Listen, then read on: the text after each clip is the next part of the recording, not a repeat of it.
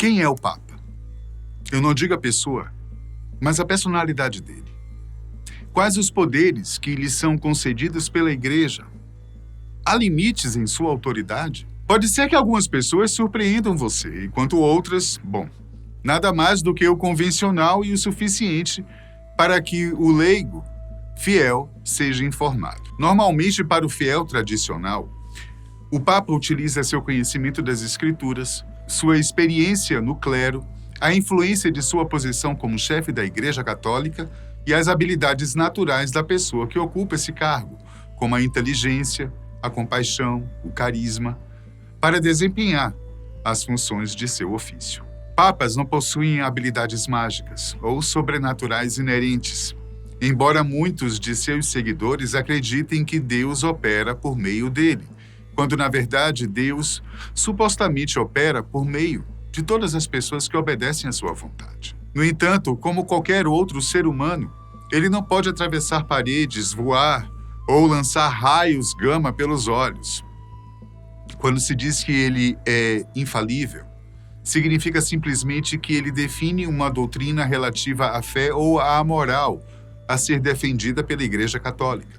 Sua assinatura é assim como a de um presidente de um país, a chancela final de alguma decisão.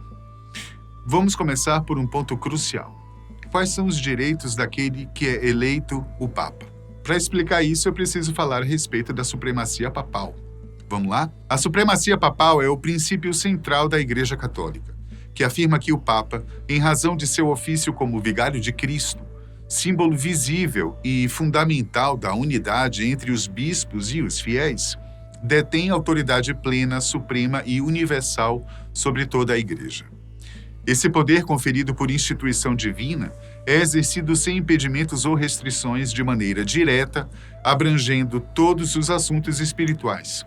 Além de sua importância interna, a supremacia papal teve um papel significativo nas relações entre a Igreja e o poder temporal, influenciando questões como os privilégios eclesiásticos, a conduta de monarcas e até mesmo a sucessão de tronos.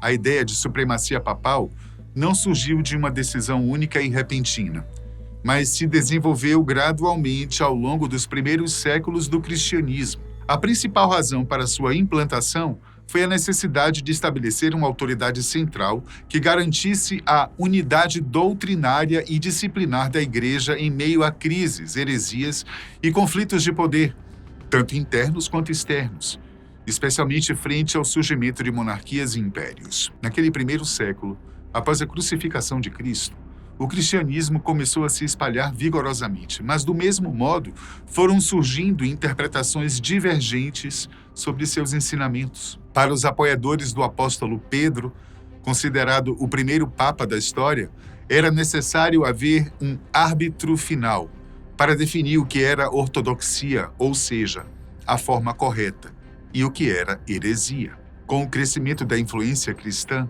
especialmente após a conversão do Império Romano no século IV, o Papa tornou-se uma figura importante para negociar a posição da Igreja diante dos imperadores e reis. A Igreja sustentava que o Papa, como bispo de Roma, era o sucessor direto de São Pedro, considerado, como já disse, o primeiro líder da Igreja, como é dito em algumas passagens bíblicas, como em Mateus 16:18. Tu és Pedro, e sobre esta pedra edificarei minha igreja.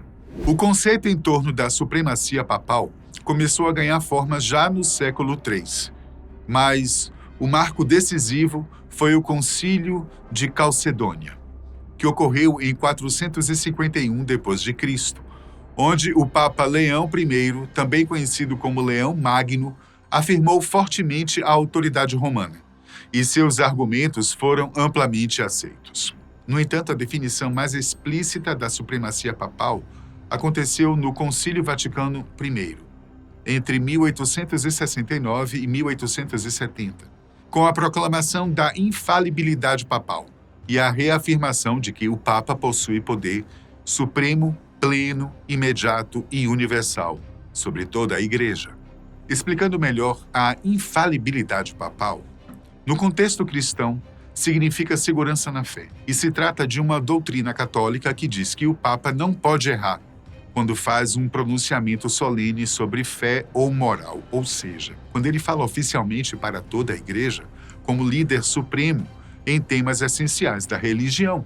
É bom lembrar que isso é válido somente em situações muito específicas, chamadas de ex cathedra, termo em latim que significa da cadeira, mas não significa que o Papa é perfeito em tudo o que diz ou faz no dia a dia. Ele pode errar, como pessoa normal, em opiniões pessoais, decisões políticas. Mas como cardeal-mor da Igreja Católica, a sua infalibilidade não pode ser e não é simplesmente presumida. Indiscutivelmente, no âmbito religioso, o Papa é o líder mais reconhecido em todo o mundo. É claro que, pelo menos diretamente, ele não tem voz dentro de religiões não católicas, mesmo que sejam cristãs. Mas, de forma indireta, o assunto é outro. Primeiro, ele é um símbolo global da fé cristã. Mesmo comunidades cristãs que não aceitam a autoridade papal, como evangélicos, ortodoxos e anglicanos, reconhecem o Papa como a figura pública mais visível do cristianismo no mundo. Ele se torna, na prática, uma espécie de representante informal da fé cristã perante a sociedade, a política e os meios de comunicação. Outro ponto a ser observado é que sua posição moral ultrapassa as fronteiras religiosas, chegando aos âmbitos políticos. Por exemplo, quando o Papa fala sobre temas como paz mundial, pobreza, justiça social, proteção ambiental ou direitos humanos, suas palavras influenciam líderes políticos, sociais e até religiosos de outras crenças, mesmo que eles não estejam sob a autoridade eclesiástica. Muitos veem o Papa como um guia ético, não apenas como um chefe da Igreja. E sabe o que fez moldar toda essa influência? A própria história. Os fatos. Durante séculos, especialmente na Idade Média e Moderna, a Igreja Católica foi a principal representante do cristianismo no Ocidente. Esse peso histórico deixou marcas profundas.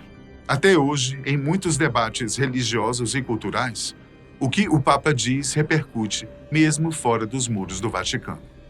E para fortalecer ainda mais essa presença, essa marca indelével do Papa, existe a mídia, que sabe como amplificar o alcance de tudo isso. A cobertura global dos pronunciamentos e viagens do Papa torna suas mensagens impossíveis de serem ignoradas. Mesmo quem não é católico acaba ouvindo, discutindo ou reagindo às suas opiniões. Longe dos olhos do público, que aliás não tem qualquer tipo de acesso, há a instituição que cuida de toda a parte financeira do Vaticano e que inclusive já esteve envolvida em escândalos. O Banco do Vaticano. Falar que o banco não é voltado exclusivamente para a Igreja Católica é o mesmo que dizer que a Igreja Católica não tem vínculos com o Vaticano. A Igreja Católica é o Vaticano e vice-versa. Um respira o outro. Portanto, pode-se dizer que é um banco que não só guarda o dinheiro, como também usa o dinheiro de uma instituição que deveria ser voltada à filantropia e à caridade. Mas como qualquer outra instituição bancária, o Banco do Vaticano também negocia, investe e recebe investimentos como qualquer outro banco. Não em benefício direto aos seus fiéis, diga-se de passagem. Como soberano da cidade do Vaticano e líder supremo da Santa Sé, que é o esteio jurídico da Igreja Católica, o Papa tem total poder sobre a parte financeira do Vaticano, com autoridade plena para criar ou abolir órgãos administrativos e financeiros, nomear e destituir os principais responsáveis pelas finanças, aprovar reformas, investigar problemas e sancionar decisões. No entanto, não é o Papa quem administra diretamente as finanças, mas é ele quem delega funções a órgãos e pessoas especializadas, como a Secretaria para a Economia, a Administração do Patrimônio da Sé Apostólica e a Prefeitura para Assuntos Econômicos. O Papa pode intervir a qualquer momento, contudo por meio de indicações e orientações estratégicas, não pessoal e diretamente. O Banco do Vaticano é uma entidade criada para administrar fundos destinados a obras religiosas e caritativas.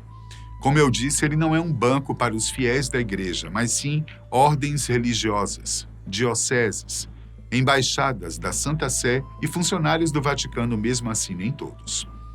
A autoridade que o Papa tem sobre o banco lhe permite nomear ou destituir presidentes e diretores, reformar seu estatuto, como foi feito pelo Papa Bento XVI e depois pelo Papa Francisco, e também mandar realizar auditorias, investigar suspeitas de corrupção ou lavagem de dinheiro, o que ocorreu várias vezes nas últimas décadas.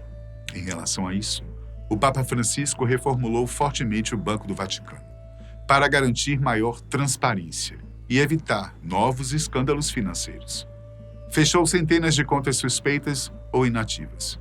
Criou um novo Conselho para a Economia, com membros leigos e clérigos para supervisionar melhor o dinheiro da Igreja. Mandou fazer auditorias internas e externas rigorosas e buscou alinhar toda a gestão financeira a padrões internacionais anticorrupção. Algo impensável décadas atrás. Em 2020, Francisco ordenou o julgamento do poderoso cardeal Angelo Becciu por envolvimento em escândalos financeiros. Becciu pegou mais de 5 anos de prisão na Itália. Agora que Francisco faleceu, não se sabe o que o novo Papa poderá fazer em relação a isso, uma vez que ele também terá os mesmos poderes, inclusive para mudar tudo o que foi feito até hoje. Sempre que há um conclave, há também muita expectativa, não só por parte do clero, como de governos do mundo inteiro, sobre quem será e como será o novo líder da Igreja Católica. Assim como praticamente tudo na vida, alguns saem com mais vantagens que outros. A gente só espera que o novo Papa tenha a mesma filosofia de vida de Francisco. Até a próxima.